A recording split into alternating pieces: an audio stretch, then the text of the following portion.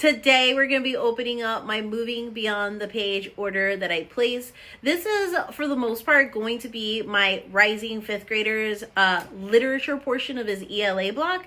And then this is going to be half of my rising seventh graders literature portion for his ELA block. There's another literature program that I'm also getting that we will be using in conjunction with Moving Beyond the Page. So I'm so excited. I feel like I have been searching pretty much since last year started on a new literature program to use for both kids, because I can feel that we were shifting and that we needed something different. And I'm so happy I found it. Now let's keep our fingers crossed it continues like it is what I think it's going to be like, So let's unbox it. Okay, I'm going to grab my scissors.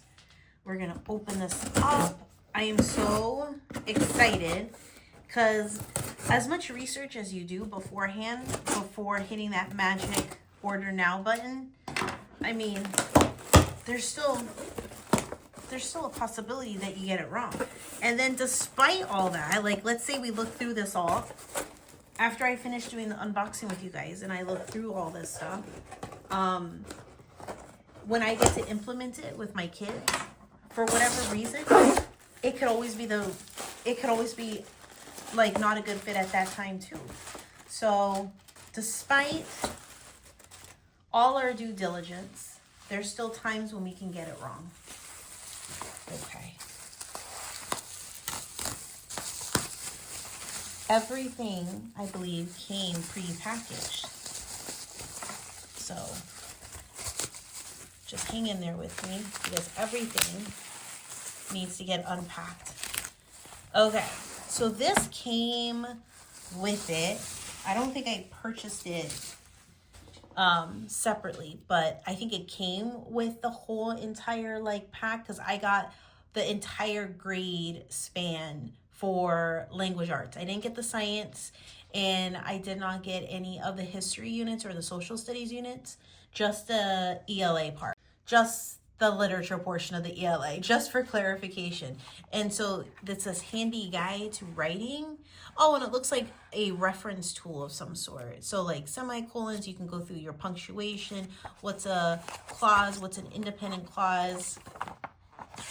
It's a table of contents. So yeah, it's gonna go through the parts of speech, and then it tells you like the different pages. So like nouns can be found on this page. Articles can be found on that page, type of thing. So it's a reference guide. So then you have punctuations covered over here, clauses, mechanics, and then writing. So it's styled like a magazine style almost, It's like the material wise, it's like a pamphlet type of thing. And then Crossing the Waters, Migraine Adventures Through Ellis Island. I don't know whose it was for. I don't remember who this would be a part of. My youngest or my oldest. I don't know. I guess we'll find out. So that came with it.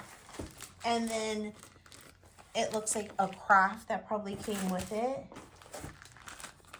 And then this kind of a clear ball ornament. Okay. Okay, this is a big chunk. See, it comes like this. I'm just going to open it. So it looks like all the grades, because I ordered 2 different grade spans here. And they packaged the entire grade span together, it looks like.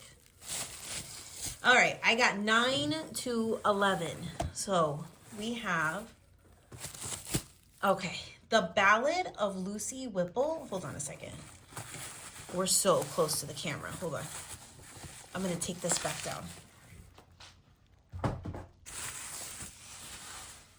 Okay, so we have The Ballad of Lucy Whipple. And so see, I got the grades 9 through 11 for my rising 5th grader.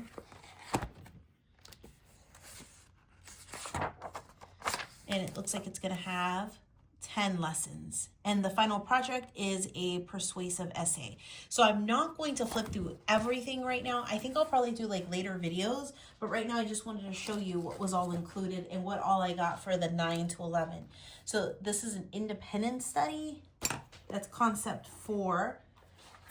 And here's on Lincoln. But if you look on the back, it tells you what you're going to be doing. So for your language arts portion, you're going to have 3 units for 4 sections. So there should be 12 total. So 3, 6, 9, 12. And then these are the corresponding science and social studies units to do if you were going to do it in conjunction, which I did not get. I'm just sticking with this portion, the language arts portion. So there's Lincoln. Here's the Witch of Blackbird Pond. And then I have the invention of Hugo Cabret. That's how you say it. I'm pretty sure that's how you say it. Cabret, right? I don't know. A Wrinkle in Time. The K. And then My Side of the Mountain. I'm really excited to do that. We may do it family style because my oldest has not read that one. A House of Tailors. Oops. Accident. Hi. What? I am doing a video. Hold on. The View from Saturday. I dropped my book. You startled me. I'm home. Okay. My husband just got home. And then poetry. American Tall Tales and Legends.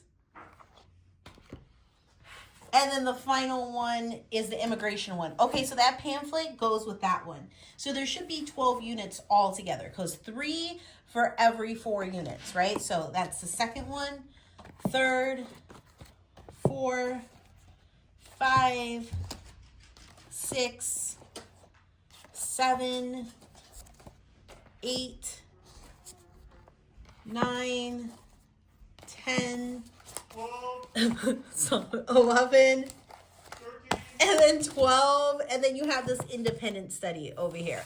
Okay, so that is for my incoming 5th grader.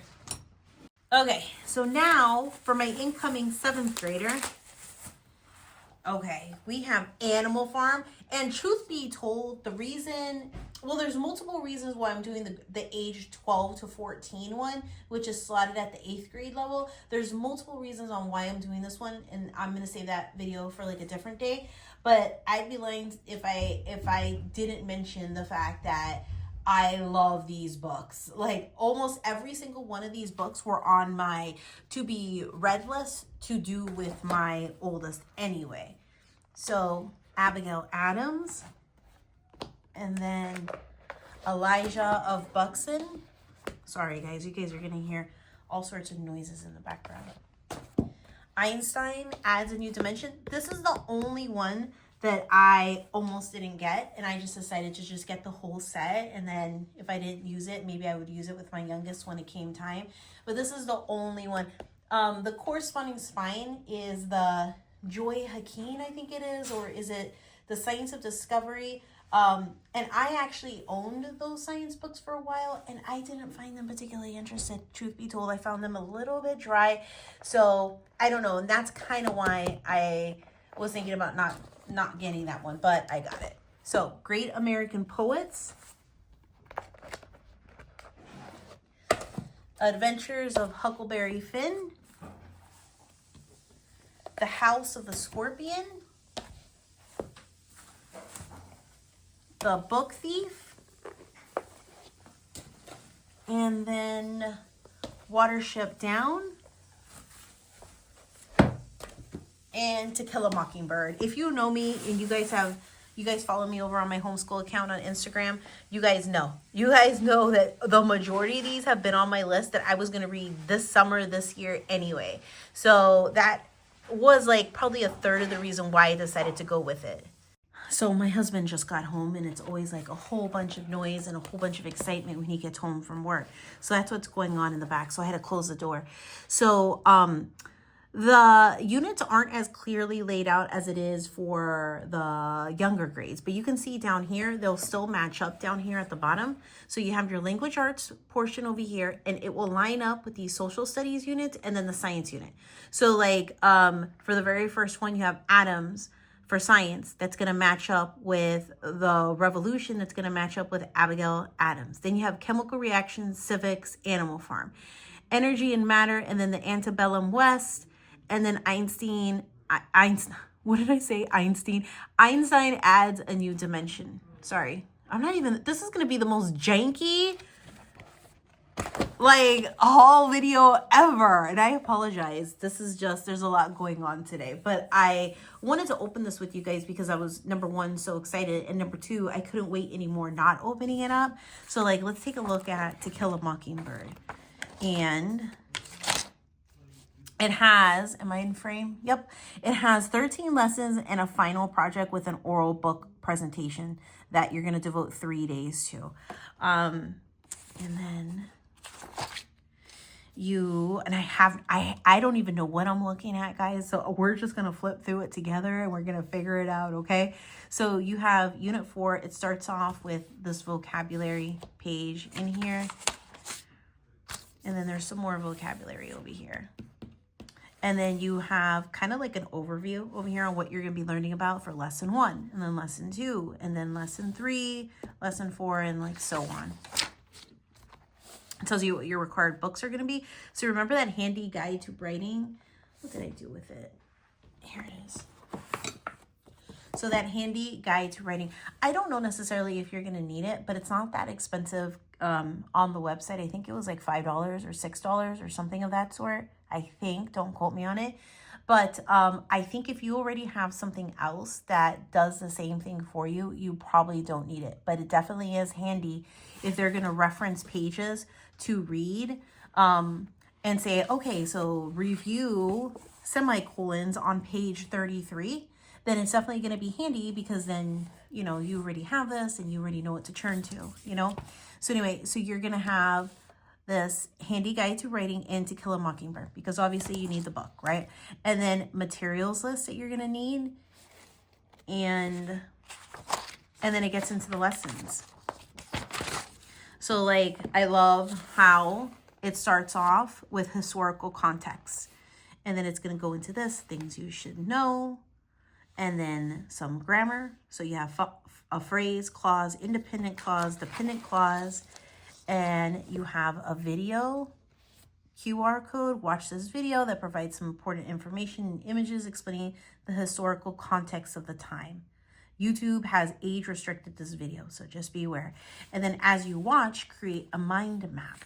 Love. That's a lot of the, look, this is a conversation for a different day on why I decided to do the ages 12 to 11 instead of, what is it? It is it 11? No. Is it 11 to 13? I think that's it. I think it was 11 through 13, which is the 7th grade one. And this is considered the 8th grade one. My youngest is a little bit more advanced in his language arts. Not in his language arts, let me clarify that, in his literature and in his writing abilities.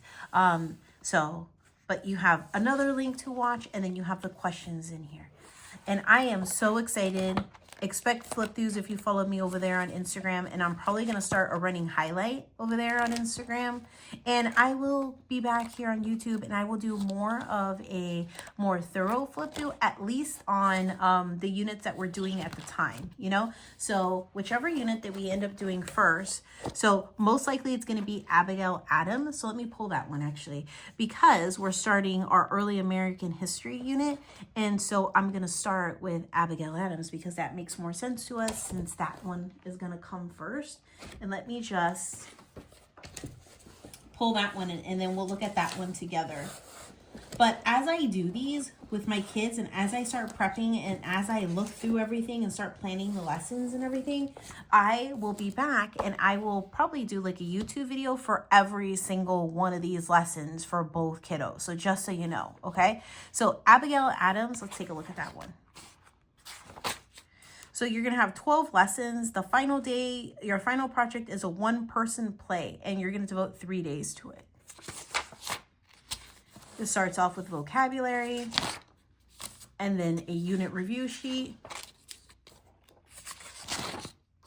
And then getting to know Abigail Adams. And it's telling you information about her.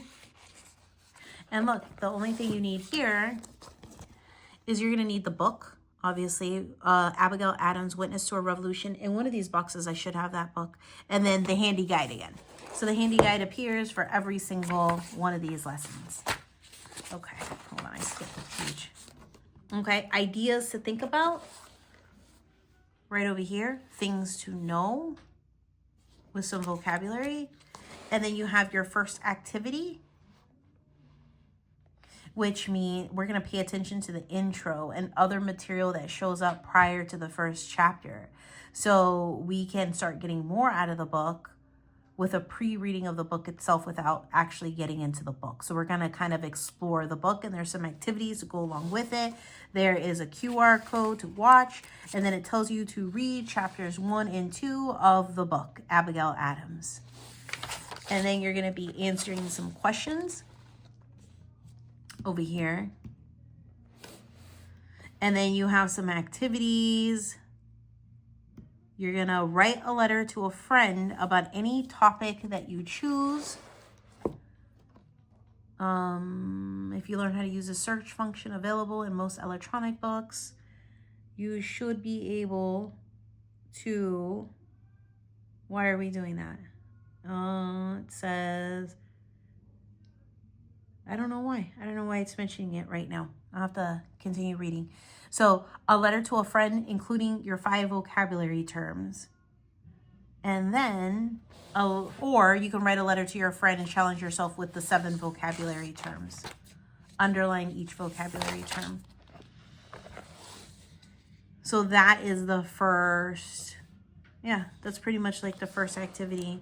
And then you have like a wrap up over here. And then an optional, if an author planned a biography of your life, consider what he or she might include in the following sections of the book. What would the title be for you? The cover image, timeline, and a map. Which places would you want to show a reader to help him or her understand your life more fully? We're probably definitely going to do that one. I think that one is interesting. And then you have these to fill out as you are reading and watching the movies. You have these graphic organizers to fill out. A literary correspondence. And then it has vocabulary words. Those are the ones you have to pick. And then like lesson 2, you're going into parts of a paragraph, topic, sentence, transition, supporting sentences, things to think about. You need your book. And then, bibliographic information referenced in the reading. So you're going to go over citations and giving credit for sources.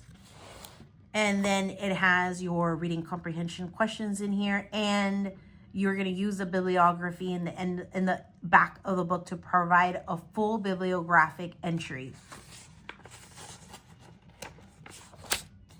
And then you have your different activities. You're going to do a paragraph analysis. You're going to either write a paragraph or you're going to identify parts of a paragraph. No, I think you're writing it for sure. Yeah, I think you're identifying it and then you're going to write one. And you're going to use a graphic organizer to get you started. Yeah, and there's different activities. Pros and cons of Adams as a potential marriage partner for Abigail. That is a cool one. Love that one. So yeah, paragraph analysis over here. You are going to analyze what they wrote in here and then its problem. So in the following paragraph, 2 sentences don't quite fit. Identify which sentence and explain why they don't work. And then you're going to do a couple of them. And then here are the pros and cons. The graphic organizer for setting up the pros and cons of John Adams as a suitor for Abigail Adams. I love it. I love it. But anyway, so that is the first one we're going to do. So I will do more of a day-by-day flip through on my Instagram account. So if you don't follow me over there, follow me over there. I think most of you followed me over here from over there. So I don't have to tell you guys. But you guys know, like, once we get started on this, every day I'm going to, like, show, like, what it looks like. So if you want true day-to-day, like, hey, this is what that lesson looks like, and blah, blah, blah, and this is what we're going to do, follow me over on Instagram, and I'm going to start to highlight a separate one for each child. Okay, so that is for my oldest. Let me go back to my youngest. I don't even know. What did I do with the books? All right. Okay. I put them on the other side of the table. I'm all sorts of ate up. And look, I'm not the type of person, I'm not going to be editing videos. This is what it is, okay? This is not fancy Nancy time. This is not fancy Nancy time. Let's do American Tall Tales and Legends. Okay, where would this land in the scope of things? Sorry, I keep hitting the thing. Okay, it'd be right around here. So first they recommend doing poetry, then The View from Saturday, then American Tall Tales and Legends, then the K, and then all of these. So I would probably follow suit. And I would probably also pick poetry. Is this the first one that I picked? No, I didn't. Hold on. Let's pull poetry. Let's take a look at that first one. I hear them playing music. It's like party central in this house when Dad comes home. Okay, so here's poetry. And I got the grades 9 to 11. This one has 10 lessons. And your final project is a coffee house poetry reading. What does that mean? Does that mean that we go to one, or he just creates some? Oh, man. Like, do we even have any around here in Central PA? Like, I don't even know if we have any, but that would be like a really cool tie-in, wouldn't it? Coffee house poetry reading. They're going to devote 2 days to it. I don't know what it is, but it sounds good. And either way, I'm going to try to find one. So I don't really care either which way. Okay, so it starts off just like the age 12 to 14 one. You're going to have vocabulary and then a breakdown of the highlights of all the lessons, your required books. Okay. Oh, we've already read Love That Dog. Well, it's been a couple years. He may not remember it as much. Okay. Handy Guide to Writing. It's showing up again. The Handy Guide to Writing. And then Love That Dog, My America, a poetry atlas of the United States. And R is for rhyme, a poetry alphabet. All right. So that's the required books for that. And then they devote lesson 1 2 days. So you have 2 days to finish. Oops, sorry. Right there. You have 2 days to finish that first lesson. Have you ever read a book of poems? Have you ever memorized a poem? What do you know about poetry? The unit you're about to begin will introduce you to some amazing poems and poets. What relationship and patterns can be found within the words of a poem? Why is it important to understand these relationship and patterns? How do figurative language and word patterns affect a poem and the reader listener? And then a lot of vocabulary for poetry. So we are really strong in poetry. Poetry is like our jam in this house. Like, we love it. So I love that we're doing this. And for us, it's more of a refresher. And then you have reading comprehension questions. You're going to be reading from that book. R is for rhyme. R is for rhyme for each of these letters. And then you have choose at least 3 additional poems and explanations to read. When you're done, answer these questions. So you're learning about the common features and structures and types of poetry and how they follow a particular pattern. And then you're answering these reading comprehension questions. Have you ever heard of which types of poems or poetry terminology? Have you ever heard of any of the types of poems or terminology found in the book? If yes, which ones? Which poem was your favorite and why? And then record the names of 3 additional poems that you read and why did you choose that? And then you have some activities. Poetry vocabulary. So what are you going to do? Oh, you're just going to, on the poetry vocabulary pages, you're going to explore some of the relationships and the patterns within the words of a poem. And then activity 2, you're going to identify rhyming patterns. So that's good because we need a refresher because we haven't done that in a couple months. And then for your day 2, you're going to be memorizing poetry. So when you read poetry aloud, treat the words delicately, make them sound smooth rather than choppy. I love this. I have been working a lot on memorization with my youngest. And I love this. They're teaching them how to read poetry, when you're supposed to pause, how you're supposed to treat the comma. Oh, I love it. Okay. And then poetry techniques. Poets use a variety. I'm in activity 4, by the way.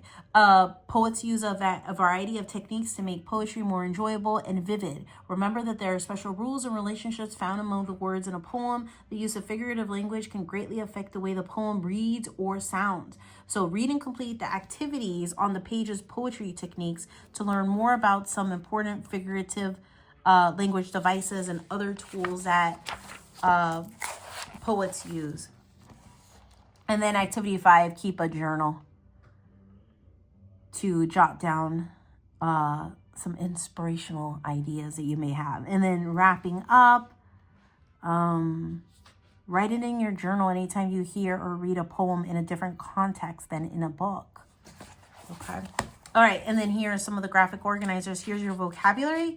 So you're going over... Include the title for each poem that you reference for your answers. And don't forget to enclose poem titles in quotation marks. Love that. Oh, so you're going over syllables? Oh, sorry, I feel like I'm going to sneeze. And then look at each word below. Above each word, write the number of syllables it has. So you're learning how to just look at it and break it down. And then what a line is and what a stanza is. Record a stanza from one of the poems in the book. Write your favorite line from one of the poems. Record a couplet from the book. Guys, I am telling you, this is one of those moments sometimes when I like purchase something and I like keep my fingers crossed and I'm like, please, please, please don't let like all the hard work and research that I put into prior to pressing that magic checkout button be all for naught. You know what I mean? Like sometimes the sample that you see online and sometimes all the research that you put in just doesn't pan out. And when you get the actual material in your hands, it is like a little bit of a letdown, you know? But so far from what I see, I'm loving everything. So identify 3 poems in the book with these particular stanzas, record the pattern of rhyme and beats in these lines of poetry, the rhyming pattern in the stanza, write a stanza for a poem that follows the AABB rhyming pattern, make a list of 3 pairs of words that are weak rhymes. So, and then you have write a stanza for each poem and rhyming pattern at the end of each line. So then you have all these. And then you have poetry techniques, a lot of figurative language, alliteration, metaphors, simile. And then you have synonyms. What's the word? Synonym, visual imagery. This is all still one lesson. That was all one lesson, but it is broken up into 2 days. And then that's it. So guys, so far I'm loving it. Now I could be partial because we love poetry, but guys, let's just keep our fingers crossed. We're going to keep thinking positive, okay? And over there on Instagram, if you want daily like walkthroughs, go and follow me. I will link my Instagram account down in the description, but it's my same username. So the name that you see here on YouTube is the same that you can type in onto Instagram that will pop up there. All right, sorry for the janky video, but I had to open it up right away. It wasn't perfect timing. I keep banging this table. It's all sorts of ate up, but hopefully it helped you guys out. And I will do a more thorough one. But to be honest, this big old box has been calling my name. I've had it for a week. I've had amazing restraint in not opening it because I've wanted you guys like, I like that. I like seeing you guys open up your stuff too. Like, I feel like it's me opening up the same stuff with you guys, you know? So hopefully you guys feel the same joy for me as I open it up. Let me know if you guys have any questions. Bye, guys.